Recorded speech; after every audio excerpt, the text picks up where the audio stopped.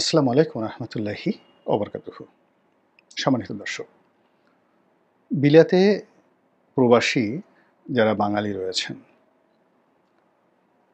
এবং সেখানকার রাজধানী লন্ডনের যারা বাসিন্দা, আওয়ামী লীগ করেন, জামাত করেন, বিএনপি করেন, তারা ডক্টর মোহাম্মদ ইউনূসের সাম্প্রতিক যে বিলেত সফর, সেই বিলেত সফরের ক্রিয়া এবং প্রতিক্রিয়া আগামী দিনে বাংলাদেশের রাজনীতিতে কতটা ইতিবাচক প্রতিক্রিয়া তৈরি করবে এবং কতটা নেতিবাচক প্রতিক্রিয়া তৈরি করবে। আবার যদি বলি, কতটা ইতিবাচক ধারা তৈরি করবে এবং নেতিবাচক প্রতিক্রিয়া তৈরি করবে, তা ইতিমধ্যে আপনারা বুঝতে পেরেছেন।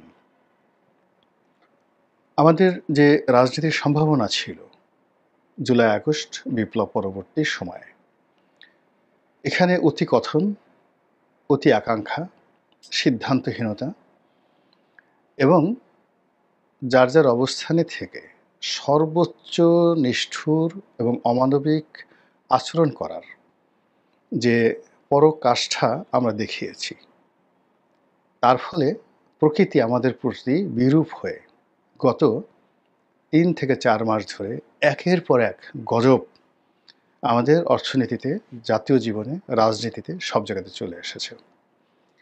যেমন ধরুন, আওয়ামী লীগ সরকারের বিরুদ্ধে অভিযোগ ছিল তারা দুর্নীতি করেছে। ভালো কথা, গত ১০ মাসে কি দুর্নীতি হয়নি? আচ্ছা, আওয়ামী লীগ সরকার ভুয়া মামলা দেয়, আজগবি মামলা দেয়, তারপর গায়েবী মামলা দেয়। এখন গত ১০ মাসে কতটা মামলা হয়েছে, কতজন আসামি হয়েছে, কতজন গ্রেপ্তার হয়েছে? এই মুহূর্তে বাংলাদেশে ২০০ এর উপরে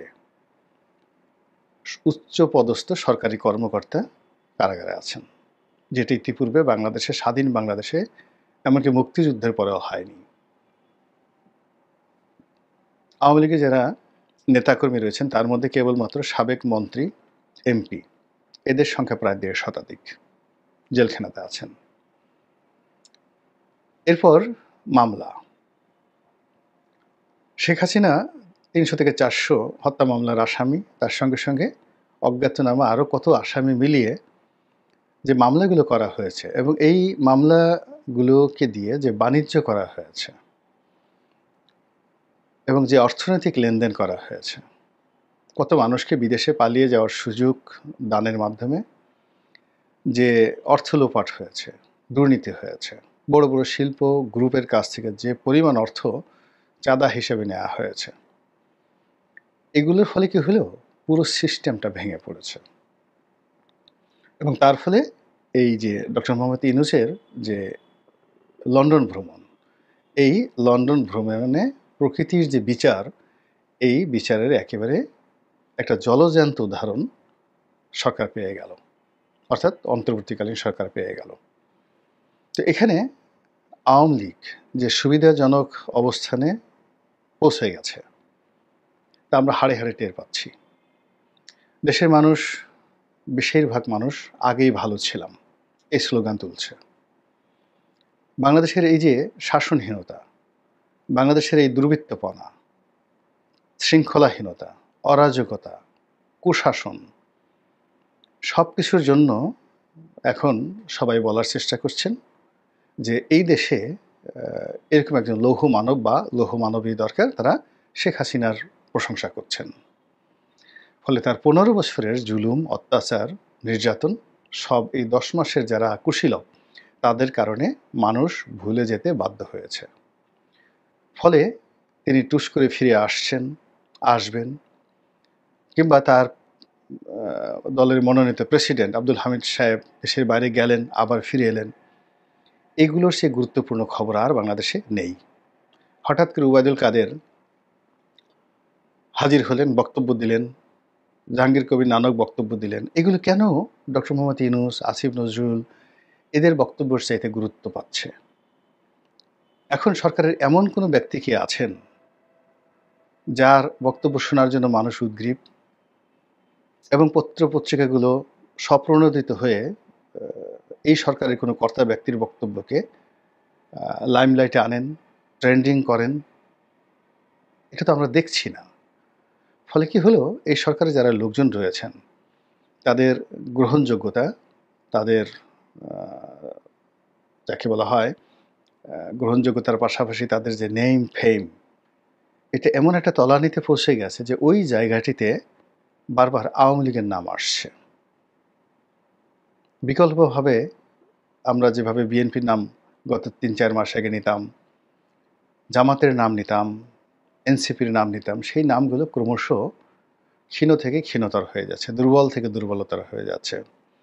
0 যোগ 0 যোগ 0, এইভাবে যদি 1 লক্ষ বা 1 কোটি শূন্য যোগ করেন, ফলাফল 0। আর যদি 1 কোটি শূন্য গুণ করেন, ভাগ করেন, যা কিছু করেন না কেন, ফলাফল 0। ফলে কি হলো, বর্তমান যে মহাশূন্যতা তৈরি হয়েছে, বিগ ব্যাং তৈরি হয়েছে, মহাশব্দ তৈরি হয়েছে, সেই শব্দের মধ্যে সরকারের সকল কর্মকাণ্ডই রীতিমতো শূন্য হয়ে যাচ্ছে, জিরো হয়ে যাচ্ছে। তো 3-0 থিওরির পিতা, the father of 3-0 theory, doctor Mohammad Yunus, তো তিনি যে ইংল্যান্ডে গিয়ে আওয়ামী লীগের কৌটিল্যের রাজনীতি, দিল্লির কুটচাল এবং বিলেতি বুদ্ধির খপ্পরে যে তিনি পড়লেন, এবং সেই খপ্পরে পড়ার কারণে কি হলো, তিনি তার সরকার যে বিব্রতকর অবস্থার মধ্যে পড়লেন, যে সমালোচনার মধ্যে পড়লেন, এর ফলে আলটিমেটলি কিন্তু বিএনপিরও লাভ হলো না, অন্য কারোর লাভ হলো না, আওয়ামী লীগের লাভ হয়ে গেল। আওয়ামী লীগের লোকজন যথেষ্ট, যাকে বলা হয়, খুশি। এখন বাংলাদেশে ডক্টর ইউনূস সাহেব এসে তিনি হয়তো আরও 10 জন আওয়ামী লীগের লোককে গ্রেপ্তার করতে পারেন, আরও 10টা মামলা দিতে পারেন, ছ্যাকা দিতে পারেন, যেভাবে সাধারণত আমাদের দেশে হয়। দুনিয়ার কারোর সঙ্গে যদি কেউ না পারে, এসে ঘরের বউকে আচ্ছা মতো কিল মারবে এবং তার সাথে বীরত্ব দেখিয়ে তারপরে শেষে নিজেদের সেই বীরত্ব প্রদর্শন করবে।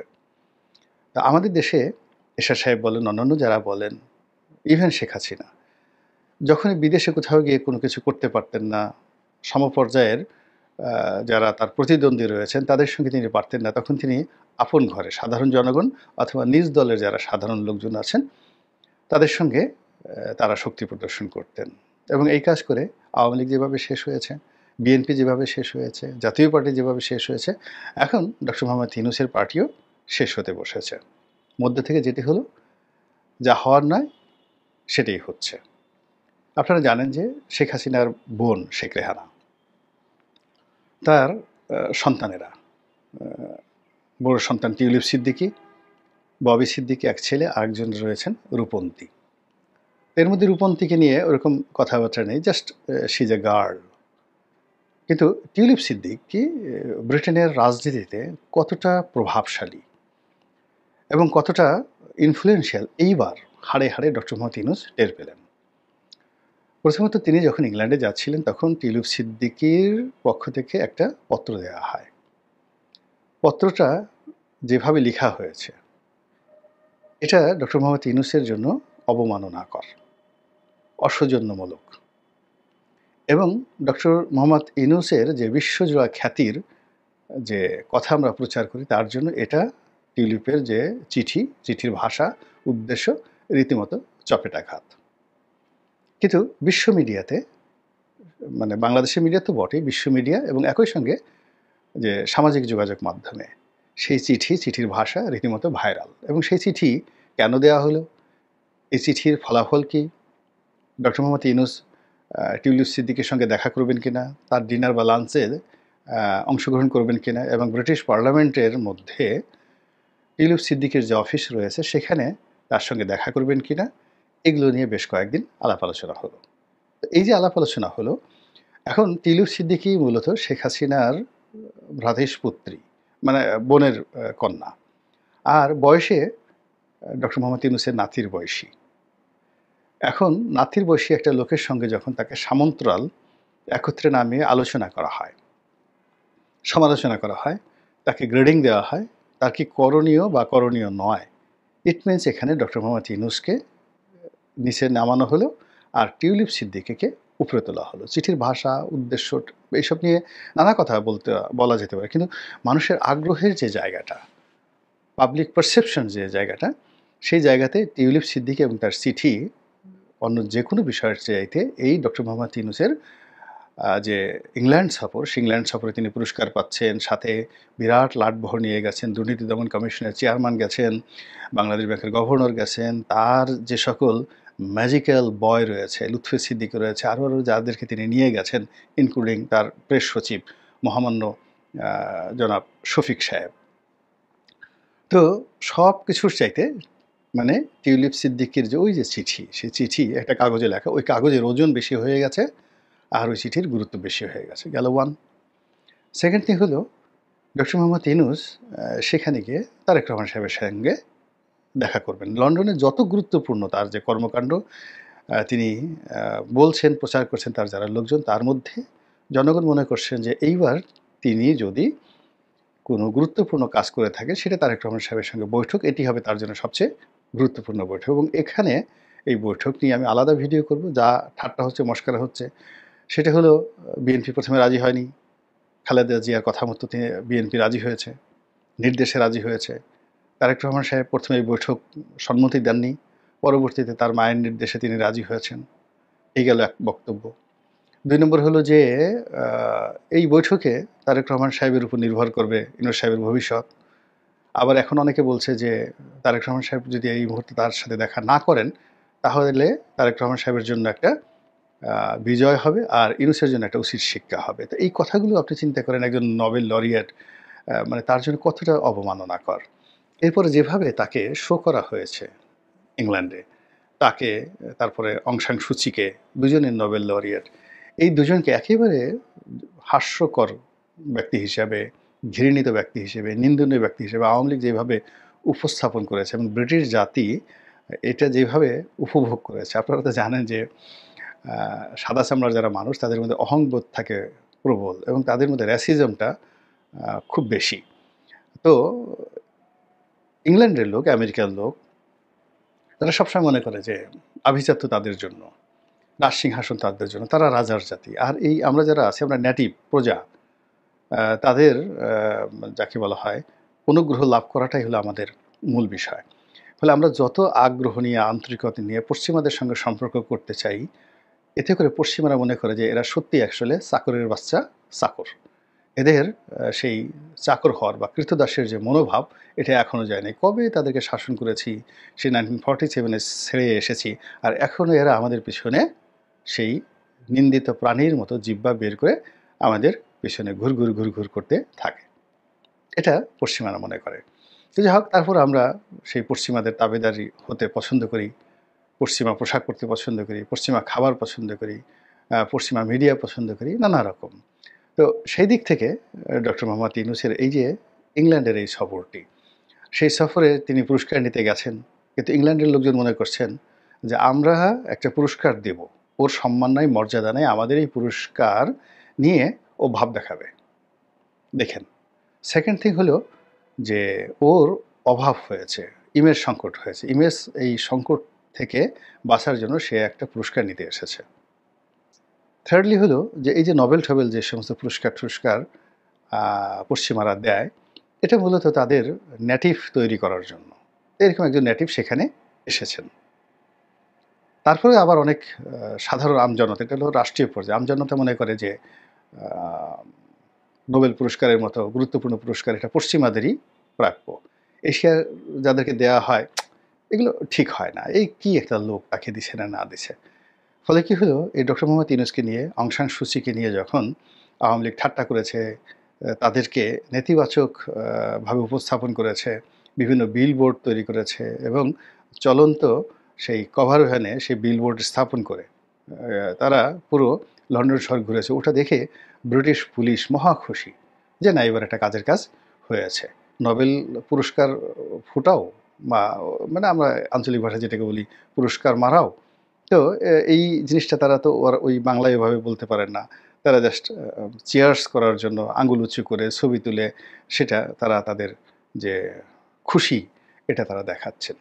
তো এই জিনিসগুলো ইতিহাস হয়ে থাকবে। এই জিনিসগুলো ইতিহাস হয়ে থাকবে এবং এই যে কাজগুলো, এই কাজগুলো নিঃসন্দেহে আওয়ামী লীগের যারা ব্রেইন, মিডিয়া সেল, প্রচার সেল, তারা এই কাজগুলো করেছে। এগুলো তো বিএনপি করেনি, জামাত করেনি, এই কাজগুলো করেছে। বা ইংল্যান্ডের কোনো লোক করেনি, ইংল্যান্ডের সরকারও করেনি। দ্বিতীয়ত, এখানে ব্রিটিশ রাজনীতিতে শেখ পরিবারের যে একটা গুরুত্ব রয়েছে, টিউলিপ সিদ্দিকের যে একটা গুরুত্ব রয়েছে, এবার এই বৈঠকে সেটা ফুটে উঠল। প্রথমত তার একটা চিঠি দেওয়া, চিঠির ভাষা, এবং সেই ভাষাতে নিজেকে তিনি বলার চেষ্টা করেছেন যে তিনি ব্রিটিশ নাগরিক, সেখানে তিনি জন্মগ্রহণ করেছেন, বাংলাদেশকে ভালোবাসেন বটে, গুড ফিলিংস আছে, সফট আছে, লাইক আদার ব্রিটিশ, অন্য ব্রিটিশদের মতো। আর ডক্টর মোহাম্মদ ইউনূসকে প্রশংসা করেছেন, ঠাট্টা করেছেন, তারপরে শেষে তাকে নিয়ে স্যাটায়ার করেছেন, তার সরকারের যে কর্মকাণ্ড, এটাকে যাকে বলে, এটাকে তিনি আরও স্যাটায়ার করেছেন যে এই যে তদন্ত যা কিছু চলছে এগুলো কি বোগাস, এরকম কথাবার্তা বলছেন।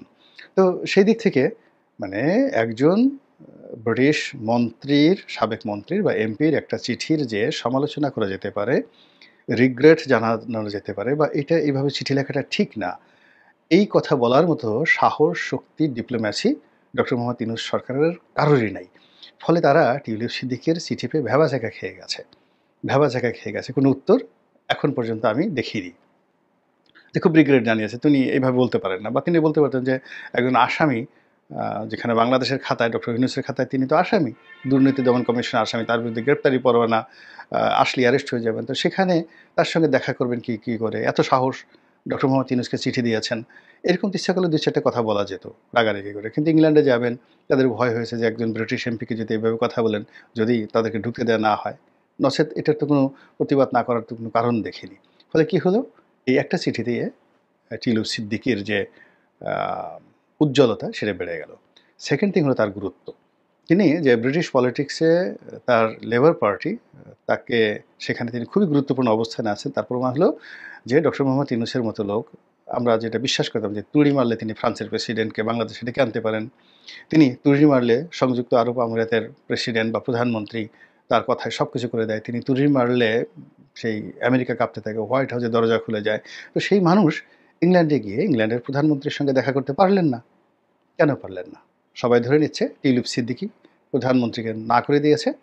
সত্য মিথ্যা আমরা কিছু জানি না, কিন্তু পাবলিক পারসেপশন যে ডক্টর মোহাম্মদ ইউনূসের এত ক্ষমতা, যেখানে ব্রিটেনের রাজা তাকে ডেকে নিয়ে আলাদা পুরস্কার করেন, সেখানে সেই রাজার অধীনস্থ একজন প্রধানমন্ত্রী তার সঙ্গে দেখা করেন না। আপনি বুঝতে পারেন যে এখানে কন্ট্রাস্টটা কি, সিরিয়াস কন্ট্রাস্ট। এবং এই কন্ট্রাস্টের মধ্যে যে কথাটি বলা হয় যে যেহেতু লেবার পার্টি সরকার, প্রধানমন্ত্রী সেই দলের, এবং সেই দলের একজন সাবেক মন্ত্রী এবং বর্তমান গুরুত্বপূর্ণ সংসদ সদস্য, তার বন্ধুত্বের কারণে, অর্থাৎ যিনি এখন প্রধানমন্ত্রী রয়েছেন মিস্টার স্টমার, তার সঙ্গে তার টিউলিপ সিদ্দিকের ব্যক্তিগত বন্ধুত্ব, যেটা প্রধানমন্ত্রী স্বীকার করেছেন যে তার সঙ্গে আমার খুব ভালো বন্ধুত্ব রয়েছে। তো এই বন্ধুত্বের কারণেই তিনি ডক্টর মোহাম্মদ ইউনূসের সঙ্গে সাক্ষাৎ মানে প্রত্যাখ্যান করেছেন। কল্পনা করতে পারেন যে ইউনূস সাহেবের উচ্চতা কোথায় নামলো, আর টিউলিপ সিদ্দিকীর উচ্চতা কত ঊর্ধ্বে উঠে গেল এই একটা ভ্রমণের কারণে। আদারওয়াইজ তো আমরা তাকে একজন আসামি হিসেবে জানতাম। আমরা মনে করতাম যে দুর্নীতি দমন কমিশন তাকে তার সম্পদ নিয়ে তদন্ত করছে, না জানি তিনি ওখানে মানে কান্নাকাটি করছেন, সকাল বিকালে গড়াগড়ি করছেন, আমাকে একটা বিষ দাও, মরে যাব, এই জীবন রেখে লাভটা কি। তিনি হয়তো তার খালাকে গালাগালি করছেন, তোমার জন্য আজকে আমার এই অবস্থা। তিনি তার মাকে হয়তো গালাগালি করছেন যে আমার ক্যারিয়ার নষ্ট হয়ে গেল। কিন্তু একই ডক্টর ইউনূসের এই ভ্রমণের ফলে দেখা গেল যে না, পুরো জিনিসটাই আওয়ামী লীগ ঐক্যবদ্ধ।